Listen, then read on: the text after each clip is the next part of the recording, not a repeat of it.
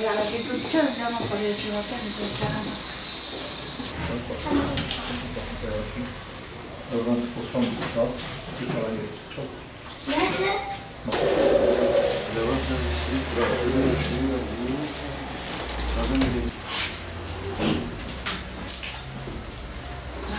Ama bizi tutmalı. 107, 109. Poşetler sana bana güzel. Onlar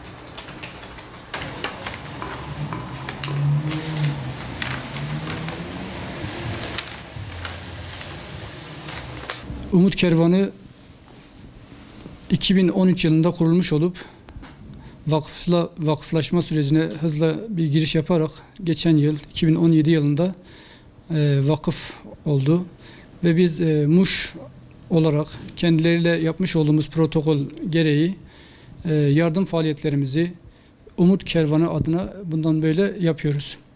Tabii yardım faaliyetlerimiz sadece bir döneme has değil, Ramazan ayına veya Kurban Bayramı'na has değil. Yardım faaliyetlerimiz yılın 12 ayı devam etmektedir. Yapmış olduğumuz yardım türleri aynı, nakdi, beyaz eşya ve türlü vesaire türlü yardım kalemlerinden oluşmaktadır. Şu anda düzenli olarak her ay aşağı yukarı 80 aileye düzenli bir şekilde yardım yapmaktayız. Bunun haricinde yine tespit etmiş olduğumuz 700'ün üzerinde olan ailelere biz şu anda bir kısmına düzenli, bir kısmına da 2 ya da 3 ayda bir düzenli bir şekilde yardım yapmaya gayret ediyoruz. Tabii Ramazan ayında malum her insan biraz daha fazla yardım yapmanın telaşında, derinde oluyor. Biz inşallah bu Ramazan ayında geçmiş yıllarda olduğu gibi en az 100-150 aile arasında bir yardım ulaştıracağız. Fakat şöyle bir sıkıntı var. Ramazan ayında hemen hemen bütün herkes yardım yaptığı için bir evde olabildiğince oranda bir yardım kalemleri çıkıyor. Bu da o vatandaş gidip o diyelim örneğin 10 tane yağ oluyor evde. O yağı gidip çok cüzi bir fiyatla satabiliyor. Veyahut da piyasada elindeki malzemeleri tüketmek adına hani fazla olduğu için gidip çok cüzi bir fiyatla paraya çevirdiği için böyle bir sıkıntı yaşıyoruz. Yani biz istiyoruz ki hani böyle hayırseverler böyle sürekli aynı yere değil de tek elden böyle organizeli bir şekilde, yani özellikle Umut Kervanı Vakfı'nın üzerinden eğer yapılır ise gerçekten biz sadece Ramazan ayında değil sonraki aylarda da bunlara yardımcı olacağımızdan dolayı istiyoruz ki beraber yapalım bunu. Biraz daha derli toplu olur. Sürekli 12 yılın 12 ayına bölünmüş olur ve bu şekilde yardım faaliyetlerimizi, çalışmalarımızı yürütürüz. Aslında Muş ilinde böyle gıda bankacılığı anlamında böyle bir faaliyet yürüten bir kuruluş pek de bulunmamaktadır. Bu nedenle Umut Kervanı Muş olarak kurulduğumuz 2009 yılından beri biz yardım çalışmalarımızı büyük bir titizlikle devam ettiriyoruz. Tabii muhtaç aile özellikle bu bölgede, Doğu Anadolu bölgesinde gerçekten fazlaca vardır. Geçimliği temin edemeyen, dul kalan, yetim kalan, mağdur olan birçok ailelerle karşılaşmaktayız.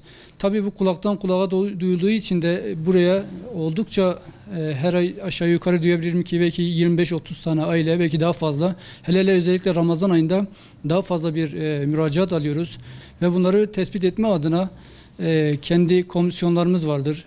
Kendi kurmuş olduğumuz ekipler çerçevesinde bu ailenin bize talepleri doğrultusunda ailenin evini ziyaret ediyoruz. Komşularına soruyoruz. mahalle bakkalına soruyoruz ve durumunu yerinde tespit ettikten sonra yardım komisyonumuz bir neticeye varıp bu aileye düzenli veyahut da belirli aralıklarla yardım yapması konusunda karar alıyoruz.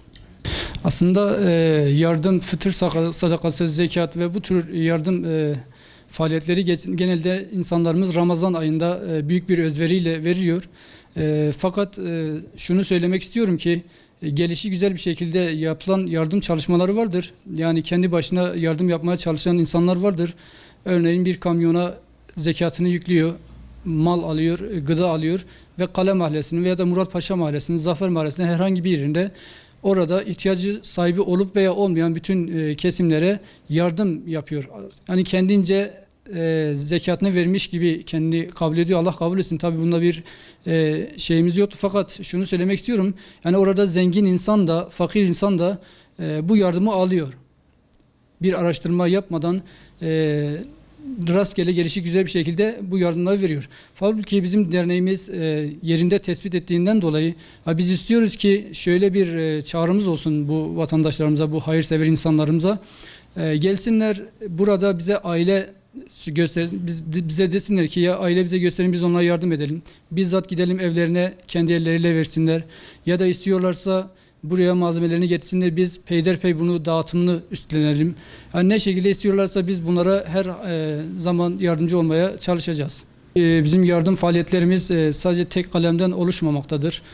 Yerimiz müsait, bayağı büyük bir yerimiz de vardır. Burada her türlü yardım faaliyetlerimizi yürütüyoruz, ayni ve nakdi olmak üzere. Biz sadece gıda vermiyoruz. Bazı ailelerimizin hesaplarına direkt olarak paralar aktarıyoruz. Bazılarına elden veriyoruz. Gelen yardım oranlarına göre. Yine bunun haricinde giyim yardımlarımız oluyor. Gerçekten ayakkabı özellikle geçenlerde bir hayırsever kardeşimiz 200 tane yakın çocuk ayakkabısı getirdi ve bir buçuk ay geçmeden bunların tamamını hayırsever ihtiyaç sahiplerine biz ulaştırdık. İstiyoruz ki Muş'taki hayırseverler, hatta özellikle yurt dışında veya da Muş'un belli başlı zenginleri vardır. Özellikle İstanbul'da, İzmir'de, Ankara'da vesaire gibi yerlerde maddi durumları oldukça iyi olan hayırseverler vardır. Hani bunlar bir şekilde gelip burayı ziyaret edebilmiş olsaydı veyahut da yakın bir tanıdıkları gelip burayı görebilmiş olsaydı, eminim ki burada her ay 100 aileye değil de belki 500 aileye gönül rahatlığıyla yardım yapabilecek kapasiteye ulaşırdık.